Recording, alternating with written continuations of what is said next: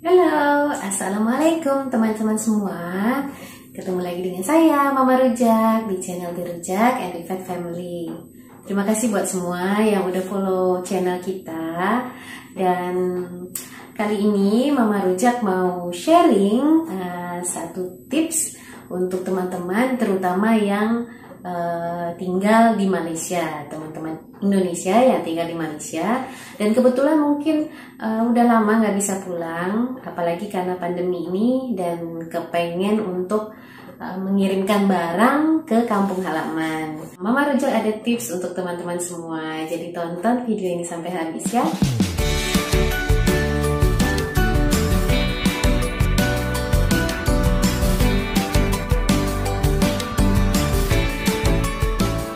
Teman-teman, jasa pengiriman barang dari Malaysia ke Indonesia memang diperlukan banget untuk kita nih dan juga teman-teman yang tinggal di Malaysia dan ingin mengirimkan barang untuk keluarga atau teman-teman di kampung halaman di Indonesia. Nah, apalagi di saat-saat pandemi seperti ini, kita yang biasanya bisa pulang kampung, yang biasalah suka ngirim oleh-oleh untuk saudara-saudara. Nah, kita juga kepengen gitu sekarang untuk ngirim-ngirim, tapi bingung mau gimana ngirimnya. Atau juga ada teman-teman yang pindahan. Seperti Mama Rujak juga kemarin ada barang juga di sini yang mau dioper, dipindahkan ke rumah yang ada di Indonesia. Jadinya kita kirim pakai paket ke Indonesia. Nah, paket apa yang kira-kira bagus ya dan juga murah dan terpercaya? Mengirim barang ke Indonesia ada dua cara, yaitu yang pertama adalah melalui udara atau air freight, dan ini biasanya nggak lama, biasanya sekitar 5 hari sampai 8 hari udah sampai ya. Udah termasuk pemeriksaan di custom atau bea cukai. Oke, sebelum pandemi biasanya Mama Rujak pakai perkhidmatan atau jasa dari Pos Laju. Dia memakai kita beli kotak namanya Flexi Pack, dan sayang sekali sejak pandemi ini servis itu udah ditiadakan, udah nggak ada. Padahal itu yang paling reliable dan juga cukup murah. Kemarin Mama Rujak sempat mau mengirimkan barang yang agak urgent, pengen agak cepet. Jadi Mama Rujak mencari alternatif lain untuk pengiriman melalui udara atau pesawat ya, pakai pesawat. Dan Mama Rujak ketemu Aramex. Oke, Aramex ini biasanya ada di parcel hub atau mailbox macam seperti itu ya. Jadinya teman-teman mudah tinggal pergi ke sana. Dia akan banyak pilihan untuk jasa kurir pengiriman ke luar negeri. Tapi menurut Mama Rujak yang sudah disurvei, yang paling murah adalah menggunakan Aramex. Jadi Mama Rujak kirim barang waktu itu sekitar 2,5 kilo aja, nggak banyak. Itu juga bajunya bukan baju baru ya, dia ada baju punya teman tertinggal di sini. Ya, harga barangnya nggak seberapa, tapi karena baju seragam mungkin mau dipakai, jadinya terpaksa harus dikirimkan. Sekitar 130 ringgit ya untuk 2,5 kilo barang itu, atau harganya 500 ribuan, 500 ribu lebih rupiah. Dan sampai sana kena pajak lagi itu 400 ribu lebih, 500 ribu. Oke, jadi sebetulnya agak memberatkan juga sih kalau kita mau mengirimkan barang yang agak banyak. Kalau Mama Rujak boleh bagi cadangan atau ide, coba pakai perkhidmatan atau jasa melalui laut, kargo laut.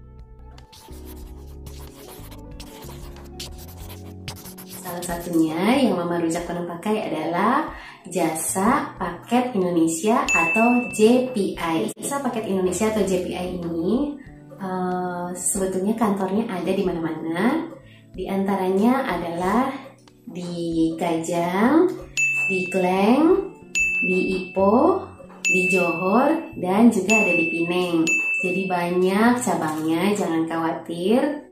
Yang penting untuk kita yang agak sulit untuk meninggalkan rumah ya, mungkin karena kekangan kerja atau karena pandemi seperti sekarang, JPI ini menyediakan servis untuk pick up. Jadi kalau kita barangnya udah lengkap, nah nanti tinggal telepon, mereka datang untuk. Tapi JPI ini caranya adalah kita harus membeli kotak mereka, kotak yang khas dari JPI sendiri ya. Kita harus membeli. Dia ukurannya ada S, M, L dan juga XL. Harganya dari Rp10 sampai Rp25, sekitar segitulah. Nah, jadi contohnya adalah ini. Mula-mula kita harus membeli kotak ini dulu. Sebaiknya sih membeli kotaknya dulu ya. Udah gitu sampai rumah kita isi barang. Kadang kalau Mama Rujak bukannya ada barang banyak juga ya yang mau dikirimin, cuman karena makin besar kotak yang dibeli itu akan kehitungnya lebih murah. Jadi daripada beli kotak yang S yang kecil, ya udah beli yang M. Kita akan isi kotak itu sampai penuh, diisi. Udah penuh, nanti kita bisa telepon JPI untuk mereka pick up dan kita bayar di situ langsung waktu barangnya diambil. Tapi kalau Mama Rujak lebih convenience ya untuk bawa kotaknya ke kantornya dan kita drop aja di sana supaya lega gitu, lega udah sampai warehouse-nya dibanding harus nunggu kapan datang, kapan barang itu udah di pick up nyampe ke warehouse-nya, kapan berangkatnya. Jadi lebih lega kalau bisa diantar ke sana sambil ya ngobrol kapan nih berangkat kargonya. Oke, selain kotak yang kita harus beli, kita harus membayar ongkosnya tentunya. Ongkos untuk pengiriman ke Indonesia agak bervariasi walaupun beda sedikit-sedikit sih untuk Pulau Jawa atau Pulau Sumatera, Kalimantan semua. Dari jenis-jenis kotaknya tentu saja harga jasanya pun berbeda-beda. Makin besar kotak, makin mahal harganya. Tapi kalau dipikir-pikir lagi, harganya akan lebih murah kalau kita mengirimkan barang sekaligus banyak gitu, kotaknya besar. Mama Rujak mau ingatkan, memang kotak ini tidak ditimbang ya, tapi memang dia ada maksimal berat. Oke, seperti contohnya ini yang kotak ukuran M, dia ada tulisannya berat kotak maksimum adalah 75 kilo. Jika packingan melebihi ukuran, maka akan dikenakan charge tambahan. Nah, jadi begitu. Tapi kayaknya kalau Mama Rujak kirim ya, dia nggak sampai 75 kilo juga. Bisa kirim barang apa aja sih? Oke, jadi barang yang bisa dikirim bermacam-macam barang, tapi tentu saja ada barang yang dilarang untuk dikirim. Contohnya nih, berbagai jenis senjata, of course ya. Udah gitu berbagai jenis cairan yang chemical atau juga liquid, jadi seperti mungkin perfume, mungkin nggak bisa ya. Udah gitu minuman-minuman gitu ya. Udah gitu tong gas. Kalau gas ini udah pasti ya nggak bisa dikirim ya, jangan ya. Berbagai jenis obat-obatan terlarang, memang nggak boleh. Barang-barang perniagaan. Nah, barang-barang perniagaan ini biasanya seperti barang-barang yang baru. Udah gitu satu jenis tapi banyak. Barang-barang untuk dijual kembali ya. Jadi untuk berniaga nggak bisa ya kirim pakai JPI. Nah, ini satu, kadang-kadang ada yang tanya, saya mau kirim spare part. Ada juga spare part di Indonesia yang mungkin nggak ada, jadi pengen dibeli di Malaysia. Bisa nggak? Tidak boleh. Jadi untuk berbagai mesin dan juga spare part dilarang untuk masuk dalam paket JPI.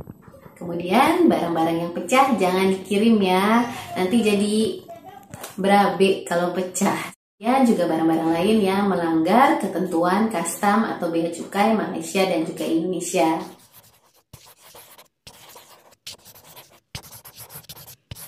Oke, pertanyaan yang paling banyak ditanya biasanya, berapa lama sih nyampainya? Kan lewat laut gitu. Kalau lewat pesawat udara kita udah tahu sekitar 5 hari sampai 8 hari biasanya sampai ya. Nah sekarang kalau JPI berapa? Oke, aku jawab berdasarkan pengalaman aja ya. Sewaktu aku pakai jasa JPI ini.